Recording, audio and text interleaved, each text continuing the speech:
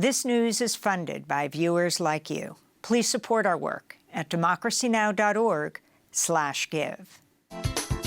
Welcome to Democracy Now!, democracynow.org, the War and Peace Report. I'm Amy Goodman.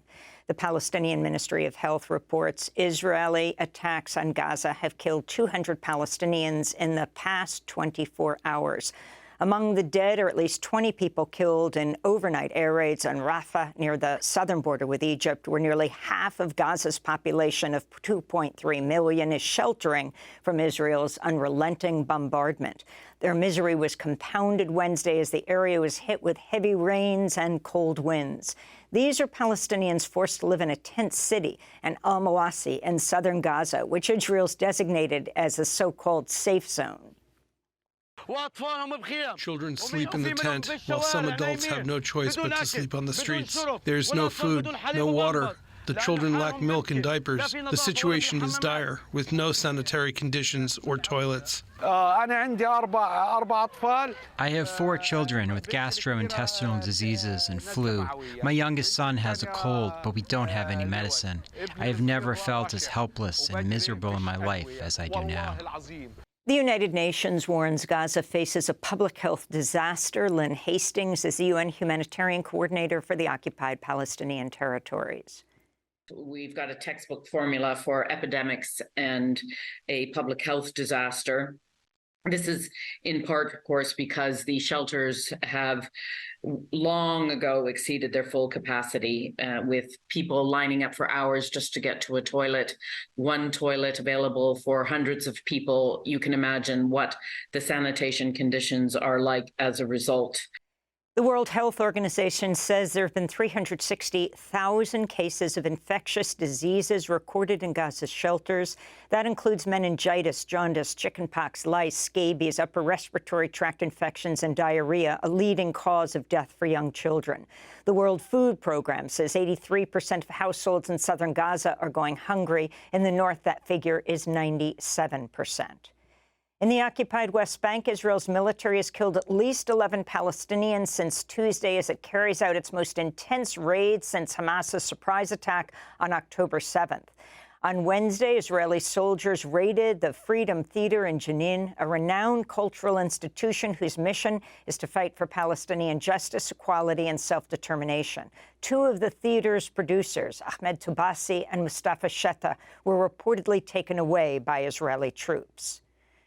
British Foreign Secretary David Cameron says the United Kingdom will deny visas to Israeli settlers who've committed violence against Palestinians in the occupied West Bank. The U.S. recently announced similar visa restrictions. This comes as the Biden administration delayed the planned sale of 27,000 U.S.-made M16 rifles to Israel over concerns they could be used in attacks by West Bank settlers against Palestinians. Israel's far-right National Security Minister Itamar Ben-Gvir ordered police not to arrest Israelis who commit violence in the West Bank, where more than 280 Palestinians, including 64 children, have been killed since October 7th. Meanwhile, the Washington Post has confirmed that Israel used U.S.-supplied white phosphorus in attacks on southern Lebanon. White phosphorus poses a high risk of excruciating burns and lifelong suffering, and its use as an incendiary weapon in civilian areas is a war crime, which under U.S. law should have implications for future military aid to Israel. The Washington Post investigation found white phosphorus attacks left at least 4 people hospitalized and forced the evacuation of the town of Dera in southern Lebanon. In Washington, D.C., State Department spokesperson Matthew Miller addressed the reports. Anytime that we provide items like white phosphorus or really anything to another military, we do it with the expectation that it will be used for legitimate purposes and in full keeping with international humanitarian law and the law of armed conflict. So we're looking into this and looking for additional information. Vermont Senator Bernie Sanders has urged President Biden to end unconditional assistance to Israel's military, saying the United States is complicit in a mass atrocity in Gaza. In a letter to the White House, Sanders urged Biden to slash his request for U.S. military aid to Israel by more than $10 billion, writing, quote, Israel's military campaign will be remembered among some of the darkest chapters of our modern history, and it's being done with bombs and equipment produced and provided by the United States and heavily heavily subsidized by American taxpayers, unquote. Bernie Sanders' comments came as the Senate Wednesday approved a record $886 billion military spending bill with bipartisan support. The House is expected to pass the bill as soon as today. Meanwhile, Al Jazeera has obtained a letter signed by 139 staffers at the Homeland Security Department denouncing Secretary Alejandro Mayorkas and other top officials' response to Israel's assault. The letter, dated November 22nd, reads, quote, DHS leadership has seemingly turned a blind eye to the bombing of refugee camps, hospitals, ambulances, and civilians, unquote. Russia launched a barrage of drone attacks on southern Ukraine overnight, wounding at least 11 people, including 3 children, and damaging port infrastructure in the Odessa region, as well as the Danube River close to the Romanian border. The attacks came as Russia's military said Russian air defenses shot down 9 Ukrainian drones headed towards Moscow just hours ahead of the start of a year-end news conference held by President Vladimir Putin. Meanwhile, Hungary's far-right Prime Minister Viktor Orban has arrived at a European Union summit in Brussels where he's promised to block Ukraine's bid to join the EU, as well as a deal to send an additional $54 billion worth of aid to Ukraine. This comes after the European Commission tried to soften Orban's opposition by releasing more than $11 billion in funding to Hungary it had previously withheld after determining Orban's government failed to uphold the rule of law. In the United States, the Supreme Court has agreed to hear a case on the abortion pill mifepristone, the most widely used method of abortion in the United States.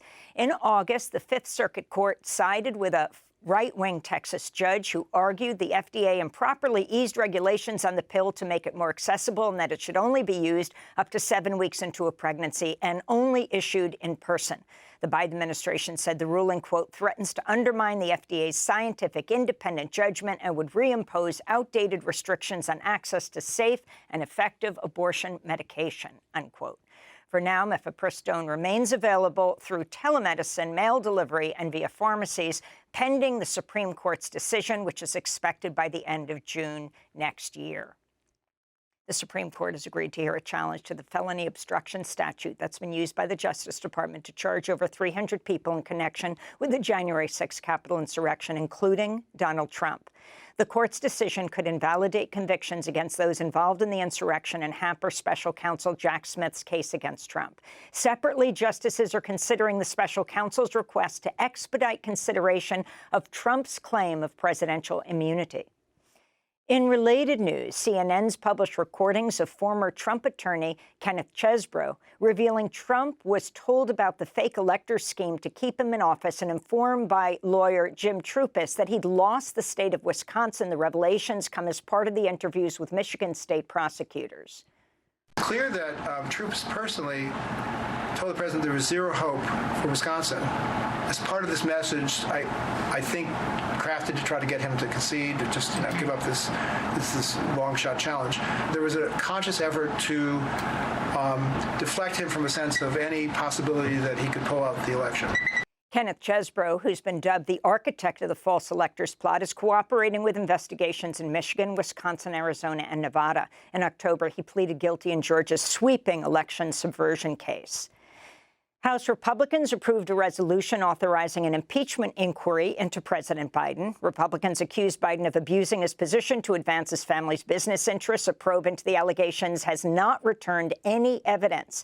Democratic Congressmember Jamie Raskin, ranking member of the House Committee on Oversight and Accountability, said, quote, everyone knows that the floundering Biden impeachment probe is designed to give Donald Trump something to say when it's pointed out he's been twice impeached and is a proven fraudster, sexual assailant, and defamer of women who now faces 91 felony charges in federal and state court, unquote.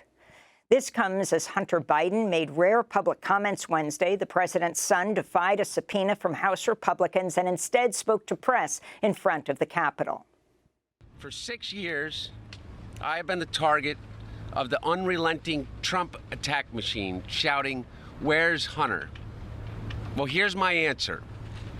I am here. Let me state as clearly as I can.